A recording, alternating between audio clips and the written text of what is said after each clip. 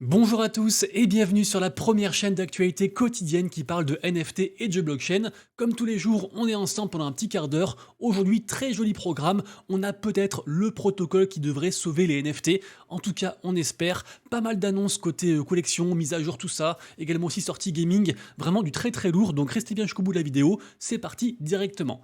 Évidemment aussi bien sûr, je vous encourage très fortement à vous abonner à la chaîne, à activer la cloche, à mettre un petit commentaire, un petit like, ça fait super plaisir, ça soutient. Sachez aussi que ce matin j'ai sorti une vidéo très particulière avec une thématique pour le moins originale, puisque en effet j'achète 500 $ de crypto et on partage. J'en dirai pas plus, allez voir la vidéo, c'est je pense assez intéressant, assez innovant et j'ai pas encore vu des gens faire ça. Également aussi, sachez que ça bouge beaucoup pour moi cette semaine. J'ai partagé sur Twitter mon planning. Donc jeudi, c'est le gros rendez-vous, mon premier podcast que j'organise donc à 20 h sur Twitter. La thématique réussir un projet NFT, c'est quoi? Notamment en bear market, avec des invités exceptionnels, avec des giveaways, pas mal de choses. Vendredi, soirée jeu dans le Discord, donc ouvert à tous, gratuit avec des lots également. Mercredi, live Twitch. Pour le reste, je vous laisserai consulter, mais ça bouge vraiment pas mal. Donc merci de me suivre sur les différents réseaux. J'espère que vous serez content du contenu que je vous propose. Le gros événement de ces derniers jours, ça s'est passé avant-hier, c'était la suppression du wallet MetaMask dans l'Apple Store. Alors ça a fait beaucoup parler, finalement c'est revenu, les gens se sont dit est-ce qu'il y a un problème, est-ce qu'il y a une faille, est-ce que c'est à cause de la régulation? Pour l'instant on ne sait pas, j'ai regardé différentes sources et j'ai pas une nouvelle particulière, donc voilà, juste c'est revenu, tout va bien, mais forcément il faut se méfier parce que ce genre d'application, ça peut faire disparaître une application Web3 du jour au lendemain. Évidemment, le Wallet Phantom s'est réjoui de la nouvelle, mais un petit peu trop rapidement puisque MetaMask est revenu comme je disais. Grosse nouvelle aussi, j'étais passé à côté, je pense comme beaucoup d'entre vous, mais ça reste quand même des nouvelles qui participent à l'adoption de masse et au fait que les cryptos soient utilisés comme ça de plus en plus. On se rappelle que Ferrari accepte les cryptos, on a appris ça dans l'émission semaine dernière. Également aussi, Taylor Swift fait une grosse série de concerts et pareil aussi, elle accepte les cryptos pour payer tout ça. Donc ça reste des news intéressantes. On s'en fout de l'événement, mais c'est juste pour dire que ça se démocratise de plus en plus. Donc on y croit. On est en bear market, mais on y croit. Je voulais ensuite vous reparler de la grosse menace qui pèse sur le monde des NFT, puisque vous le savez, l'essentiel des volumes est drivé par la marketplace Blur, qui est donc la première marketplace. Et donc en fait, là on arrive pour le 20 novembre à la fin de la saison 2. Qu'est-ce que ça veut dire? Ça veut dire que les gens, en fait, ne listeront plus leur NFT, ne feront plus d'offres pour juste farmer le airdrop et recevoir le token de la plateforme Blur. C'est donc le airdrop qui est promis, qui arrivera après, du coup, à la fin de saison. Et ce qui entraînera, en fait, on imagine, beaucoup moins de liquidités. Également aussi, peut-être, en fait, juste des gens qui se barrent parce qu'ils ont récupéré le airdrop. Enfin, en tout cas, ils ont fait ce qu'il fallait faire pour le récupérer. Et puis après, ils ont juste plus rien à faire. C'était juste des traders, des investisseurs, et puis ils s'en foutent des NFT. Donc ça devrait beaucoup bouger. Ça, c'est une certitude à partir donc du 20 novembre. Et beaucoup de gens se disent, en fait, comment on va faire parce qu'il y aura plus d'offres, il y aura plus de liquidité. Et miracle, on a peut-être le protocole qui va sauver du coup ce côté des NFT. J'ai trouvé ça grâce à Dingaling, qui est donc une baleine, une whale très connue, un multimillionnaire, qui met en avant du coup ce protocole. Le protocole s'appelle du coup le Flooring Protocol. C'est pas n'importe qui l'a créé ce protocole en fait. C'est Freelance Capital, qui est également aussi une immense whale, qui est très connu d'ailleurs dans l'écosystème des DeGods. Vraiment, c'est un mec multimillionnaire. Donc lui, du coup, il porte ce projet. Et ce projet est très intéressant. Pourquoi? En fait, ce projet permet de splitter n'importe quelle collection NFT. Alors pour l'instant, il n'y en a que 3. Il y a Azuki Elemental, Utes et puis Pudgy Penguins. Bien entendu, le protocole est encore très early, mais plus le projet marchera et plus il y aura de collections NFT qui vont arriver dessus, évidemment, sachant que on remarque quand même que déjà pour Azuki Elemental, on a 400 ETH de Total Value Lock, de TVL, donc d'argent déposé en fait sur la plateforme. Pour Utes, on a quand même quasiment 300 ETH, et pour Pudgy Penguins, on a 1000 Ethereum. Donc ça fait quand même beaucoup d'argent, sachant qu'il y a aussi encore plus d'argent, je vais vous dire après pourquoi, mais retenez bien que ce protocole en fait va favoriser la fragmentation des NFT via un token. Qui dit fragmentation dit flexibilité. Ça veut dire que si vous voulez acheter un NFT Utes à, on va dire, 0,9 ETH et que vous n'avez pas assez d'argent, vous pourrez acheter une portion de NFT Utes grâce à un token. Je vais vous expliquer concrètement comment ça se passe. Et qui dit aussi flexibilité et puis aussi, moins cher, dit aussi apport de liquidité parce que beaucoup de gens, du coup, vont arriver sur le protocole, des retail, des gens comme vous et moi qui n'ont pas forcément beaucoup d'argent et qui veulent investir sur des blue chips. Et en plus de ça, il y a aussi pas mal de mécaniques pour avoir des gains passifs. Donc forcément aussi des whales, des baleines vont arriver sur le protocole et donc apporter de l'argent. Concrètement, comment ça se passe? Prenons un exemple vraiment très simple. Vous avez un NFT Youths. Il y a deux solutions. Soit vous déposez votre NFT Youths sur la plateforme dans le vault, dans leur vault, donc leur trésor communautaire, entre guillemets, et à ce moment-là, vous renoncez au droit de propriété de ce NFT, et en échange, vous obtenez 1 million de tokens, U-token, correspondant à la collection NFT Youths, et le jour où vous voulez du coup récupérer un NFT Youths, il faudra burn ces tokens, et en échange de 1 million, et ben vous récupérez un NFT au hasard, un NFT au floor price de la collection Youths. Ok. Sinon, vous pouvez aussi déposer un NFT en échange d'une safe box. À ce moment-là, vous gardez le droit de propriété du NFT qui est lié à la safe box. Cette safe box est un NFT que vous faites ce que vous voulez, vous pouvez le vendre, le lister sur la plateforme, et en échange, vous récupérez aussi bien sûr 1 million de tokens Youths. Ok. Tout ça pour favoriser les gens à entre guillemets interagir aussi avec la plateforme. On peut voir ici que le token qui s'appelle donc U-Token Youth se trouve juste là. Sachez aussi qu'il y a beaucoup d'avantages en fait à avoir le token parce qu'en fait on peut le stacker et qui dit stacking dit aussi retour sur investissement. Pour l'instant les taux de stacking ils sont juste vraiment incroyables, mais c'est normal, c'est le tout début et c'est bien sûr aussi très risqué. Évidemment c'est très risqué. Si vous demandez du coup le token du coup le premier token donc le token U PPG c'est PGP Wins évidemment. Après c'est Youths, après c'est Azuki et le quatrième en fait c'est le token qui est lié à la plateforme. En fait c'est le token de Flooring Protocol. Donc c'est aussi un token de gouvernance. Pour l'instant, c'est là, du coup, c'est le token en fait qui est le plus tradé. D'ailleurs, je crois qu'au niveau total value lock, je crois que c'est assez élevé. Je sais plus si on peut voir peut-être dans liquidité directement ici. On est quasiment à 4 millions de total value lock sur ce token. Donc c'est juste incroyable. Donc vraiment là, on est sur un gros truc. J'ai hâte de voir comment ça va se passer. Ça pourrait vraiment redonner une certaine dynamique au marché NFT parce que si les gens du coup peuvent plus facilement acquérir des gros NFT, trader le token, apporter de la liquidité, participer à un éventuel airdrop ou en tout cas à du stacking par rapport au token du coup FLC, ça pourrait vraiment être un truc énorme.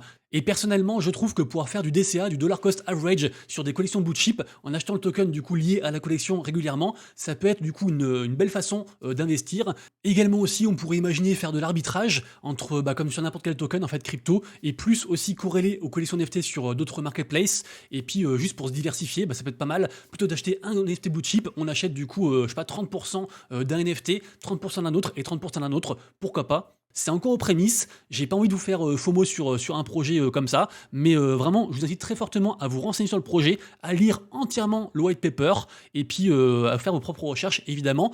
Mais pour l'instant, en tout cas, sachez que Azuki, qui est donc une collection qui a été ajoutée dernièrement sur ce protocole-ci, a vu en fait son activité vraiment exploser. Donc sur cette collection Azuki Elemental, ça a marché, c'est vraiment ce qu'on recherchait en fait, avoir comme ça plus de liquidité, beaucoup de volume, que ça brasse tout ça, c'était l'idéal, c'était le but recherché. À voir ça continue avec d'autres collections NFT, mais vraiment jetez un œil sur Fleur Protocol.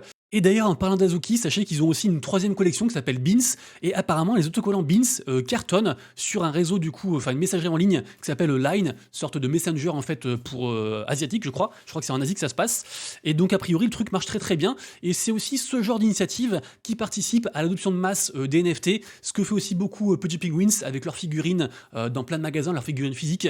Donc voilà, c'est des trucs qu'on aime voir tout ça, donc ça se développe, ça se démocratise petit à petit. Je continue ensuite et je ne vous dirai pas que j'ai encore 42 onglets ouverts avec pas mal d'infos à vous donner. Je remercie bien sûr le partenaire de la vidéo du jour, à savoir Crypto News.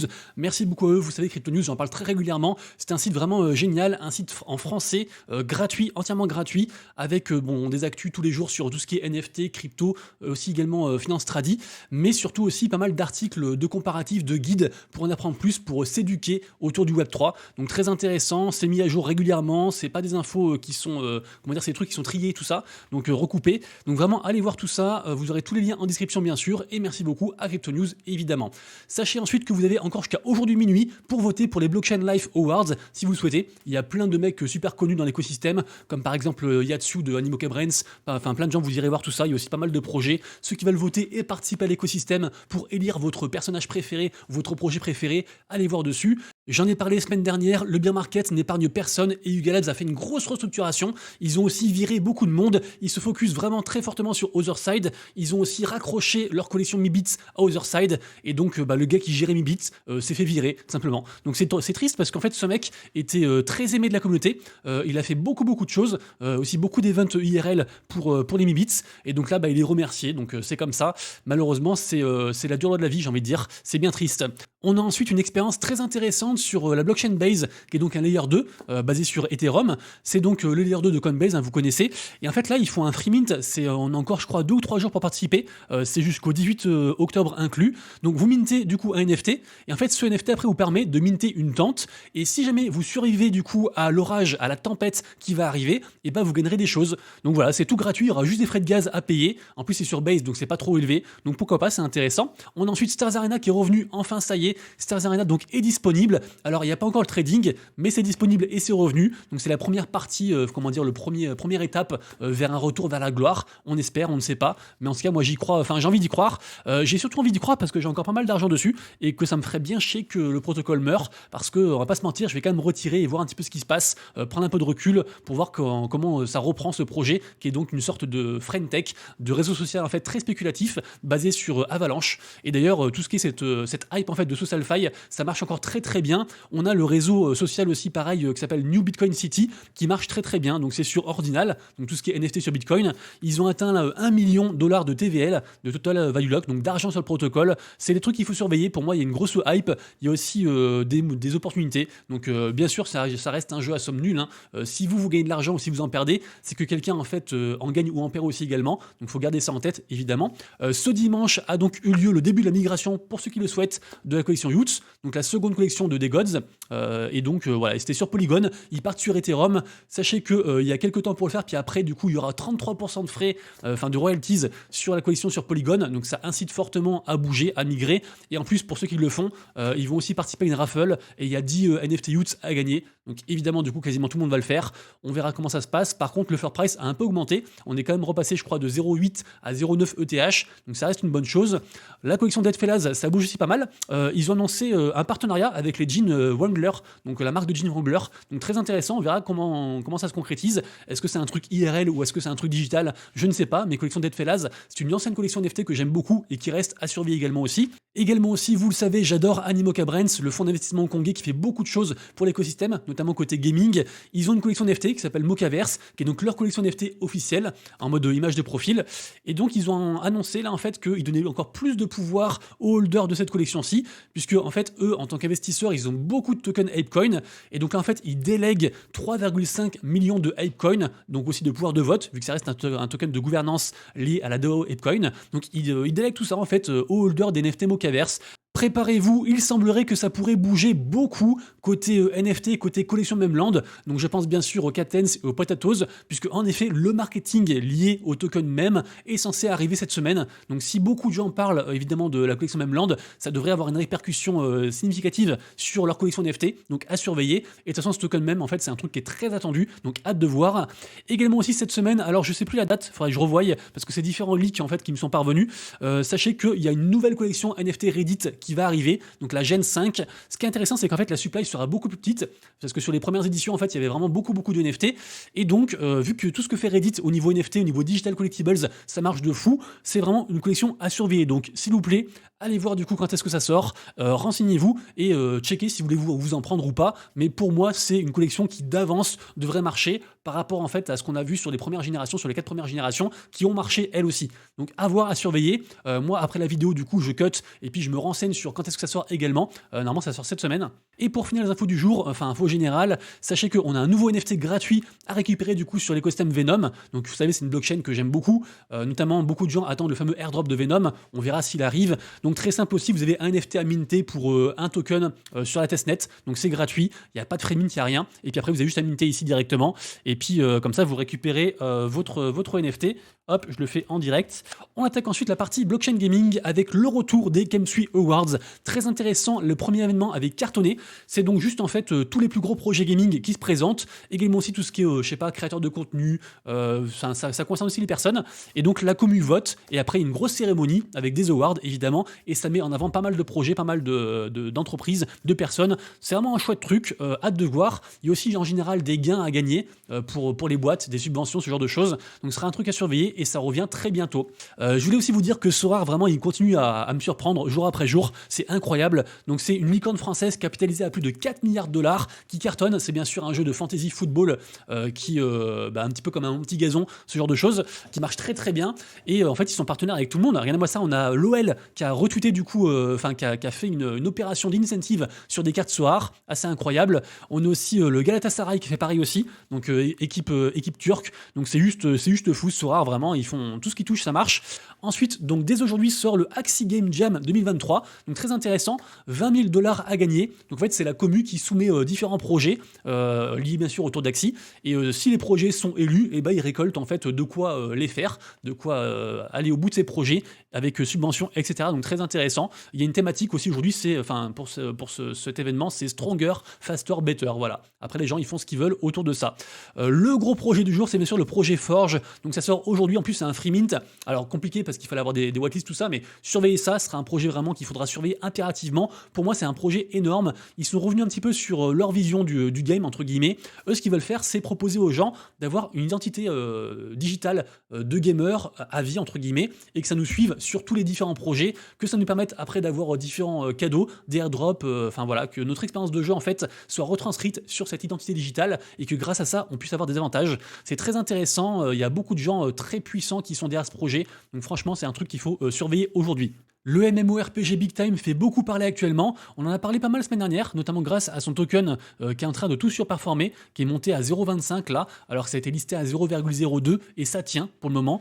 Donc bravo à Big Time pour l'instant, vraiment, ils ont une très belle exposition. Beaucoup de gens veulent y jouer. En plus, ils font un code pour jouer, donc ça frustre les gens. Du coup, les gens veulent encore plus y jouer. En plus, ils gagnent de la crypto. C'est assez incroyable pour l'instant. À voir jusqu'à quand ça dure. En tout cas, Big Time, ils font du coup une nouvelle vente aujourd'hui. Donc des boîtes mystères en fait Parangon qui servent principalement aux joueurs in-game, puisque c'est principalement en fait des ressources pour crafter, sachant qu'en plus ils font aussi une opération à 50% moins chère in-game pour crafter les ressources, les objets avec les ressources.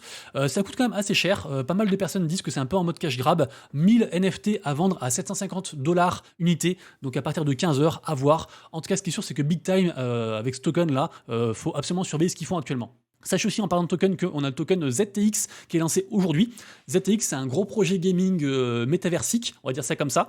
Donc je crois que les NFT ils coûtent genre 0,2 ou 0,3 ETH. Pareil aussi, c'est un lancement de token à surveiller. Beaucoup de gens en parlent, beaucoup de gens sont assez hypés par ça. Également aussi, ça c'est intéressant parce qu'en fait on a un des rares move to earn qui marche actuellement, qui s'appelle le Sweet Economy, qui va être lancé aux US à partir de demain. Donc pareil aussi, le token Sweet Economy devrait bouger significativement grâce à cette news. D'ailleurs, c'est assez rare de voir un token de move to earn comme ça perdurer et même augmenter. Il était retombé à 0,004 et là il est à 0,01 en gros. Et puis donc voilà, donc un move to earn qui débarque. Sachez que la régulation aux States c'est compliqué, donc c'est une très bonne nouvelle du coup que ça arrive du coup que ça arrive chez eux. Et sachez aussi qu'il y a une partie free to play pour le jeu, donc toujours intéressant. Le jeu Mighty Action Heroes débarque sur Google Play, donc ça aussi pareil, c'est toujours des trucs très intéressants. C'est aussi gratuit, on peut tester du coup l'open beta gratuitement. Vous avez quelques images du jeu directement ici du coup, pas une sorte de Brawl Star entre guillemets. Et on finira les infos gaming avec le projet Synergyland, puisque en effet, ça sort aujourd'hui en Early Access, en testnet. Je rappelle que c'est un RPG, en gros, pour la faire courte, avec aussi une petite mécanique de MOBA aussi. Donc voilà, ça sort aujourd'hui. Renseignez-vous, du coup, les liens seront bien sûr en description. Nous arrivons à la troisième et dernière partie de la vidéo, la partie marché NFT surveillé et mint du jour. Et regardez-moi ça, enfin, on a du vert. Alléluia, on a du vert, ça fait grave plaisir. Alors c'est du vert un petit peu en dents de scie, on a quand même certains projets qui ont bien baissé, mais globalement on a quand même beaucoup de projets qui sont dans le vert. Donc vraiment ce week-end était un très bon week-end. Le Boutiamadex qui avait fait du coup une petite descente là aux alentours du 13-14 qui était redescendu à 4,6, qui est remonté à 4,7, donc on reprend 0,1, ce qui est énorme sur un tel indicateur, donc du coup très content. Et évidemment aussi bien sûr les volumes ont explosé ce week-end. Là en plus c'est que 24 heures, mais vraiment il y a eu beaucoup de volume ce week-end. En général le week-end c'est assez calme, et là en fait c'était vraiment c'était un petit peu la folie, donc plutôt chouette. Au niveau des NFT que je surveille, bien sûr, donc Forge, qui est donc le plus gros mint de la journée, j'en ai parlé. On a aussi Metal Minds, il y a 200 NFT, c'est un petit truc, mais c'est intéressant. On a deux collections d'art intéressantes aussi, donc celle de Missal Simpson, qui est un bel artiste, en collaboration avec Punk6529, et celle de William Pan sur la marketplace Versework. Également aussi, on a Soul Legend, qui est un petit mint aussi, mais c'est un free mint sur Solana, donc ça a le mérite du coup d'être mentionné. On a les NFT de Michelin qui vont se lancer aujourd'hui, ça coûte quand même 0,0 0,5 ETH. J'ai peur pour eux, mais j'ai quand même envie que ça marche. Mais voilà, pour moi, c'est beaucoup trop cher par rapport à la supply et au peu d'interactions qu'il y a. Mais j'ai envie d'y croire, donc on croise les doigts pour eux, bien sûr. Assurez bien sûr, gros délire sur les collections Gutter Cat Gang qui ont explosé. La collection principale qui est montée à plus de 1,3 ETH, c'est assez incroyable. Ça fait une semaine qu'on en parle de ça, c'est juste fou depuis leur rachat. Utes, évidemment, du coup, ils migrent, donc on surveille. En plus, ils ont pris 0,1. La collection Winds of Yawanawa qui a explosé, qui a encore fait un x2 alors qu'elle était à 7 ETH. Elle est partie à 14 ETH, c'est incroyable. De l'artiste Refi Canadol, un des plus gros artistes NFT à suivre actuellement. Azuki Elemental, du coup, j'en ai parlé avec Flooring Protocol. Sugarton qui descend en dessous de 0,2, ils sont à 0,18. Pourtant, c'est un gros projet. Je rappelle qu'on a quand même Tech2 qui est derrière, ceux qui sont aussi derrière GTA, donc on y croit. King Sol, toujours à surveiller sur Solana, qui est monté à 6 sols. C'est un des plus gros projets actuellement sur Solana. Memland, j'en ai parlé aussi. ZTX, j'en ai parlé par rapport à leur token. La collection Halls of Fortune, qui est top volume, mais qui est très manipulée. Donc on surveille, mais pour l'instant, moi, je n'y touche pas. Et les collections Milady Maker qui semblent avoir beaucoup de mal en cette période, notamment aussi les Remilio qui ont perdu quasiment 10%. Les amis, du coup, c'est tout pour moi. J'espère que vous avez kiffé la vidéo. Si c'est le cas, petit pouce en l'air. On se retrouve nous dès demain pour la prochaine vidéo. Et d'ici là, bien sûr, prenez soin de vous, de proches et de vos lettres. C'était Monsieur Rabbit. Des bisous. Ciao.